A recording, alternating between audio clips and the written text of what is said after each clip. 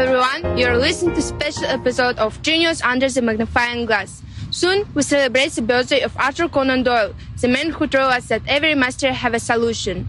A doctor, a writer, a fiction justice. Into the studio, Anela, Sharon, Aray and Anar. Let's go! Arthur was born in Edinburgh in 1859. His father struggled with alcoholism and spent many years in a psychiatric hospital, so life wasn't easy for the family.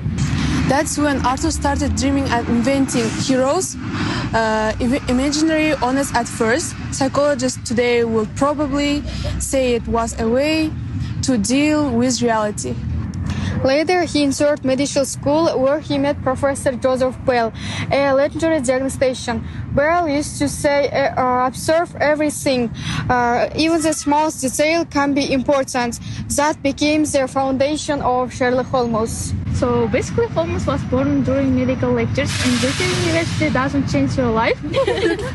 Wait, is it true he started writing while for patient? Yes, he had almost no clients and barely any money. To stay sane in his empty office, Doyle started writing, and his first success wasn't about Holmes. It was a sea adventure about pirates. He dreamed of becoming a respected writer for serial literature. He wanted to be remembered for novels, so the White Company, not for those detective stories.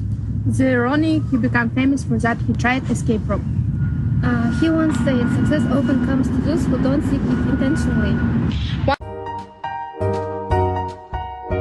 day, Doyle wrote Study in Scarlet. He created a character inspired by Sherlock Holmes, mixed it with logic and a bit of rebellion.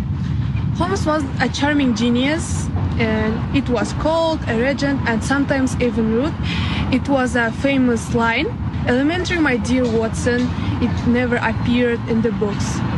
Also, in all the stories, Holmes didn't know the Earth revolved around the Sun. He called it useless information, so he only cared about facts relevant to his work.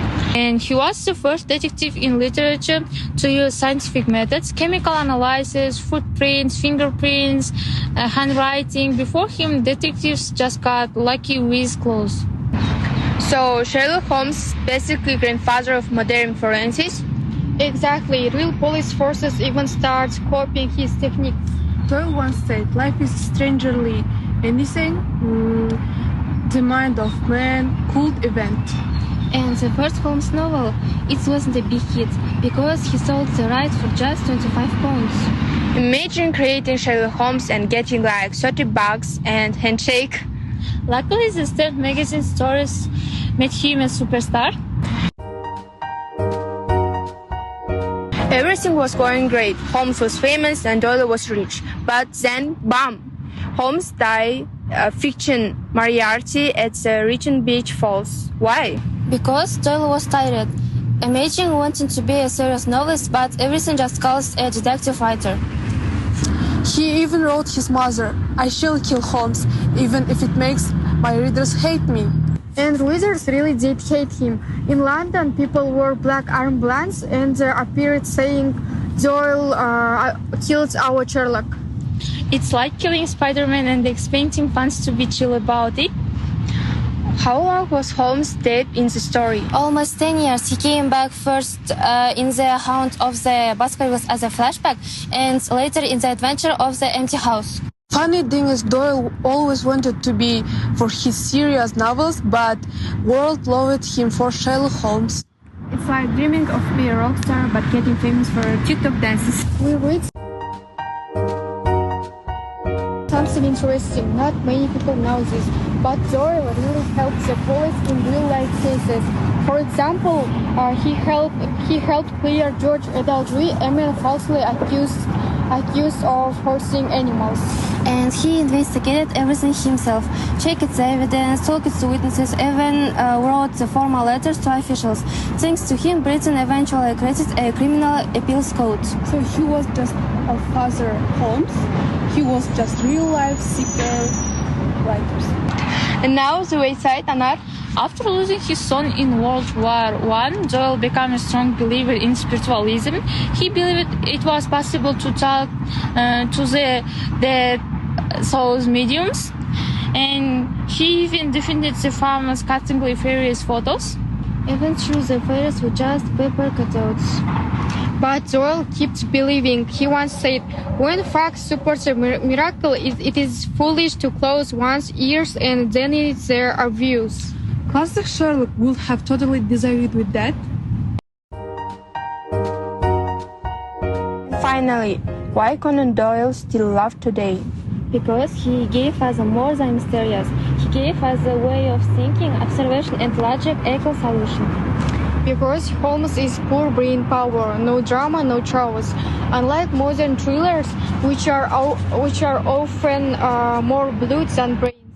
Because Holmes stories are fun.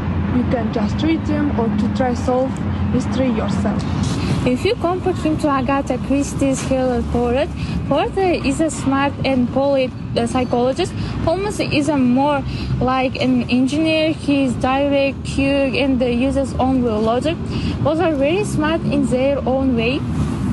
Doyle gives the world a gift. He reminds us that paying attention to small things can save lives. As Holmes said, when you have eliminated the impossible, whatever remains, however importable, must be the truth. Thank you for joining us today. Happy birthday, Sir Arthur Conan Doyle!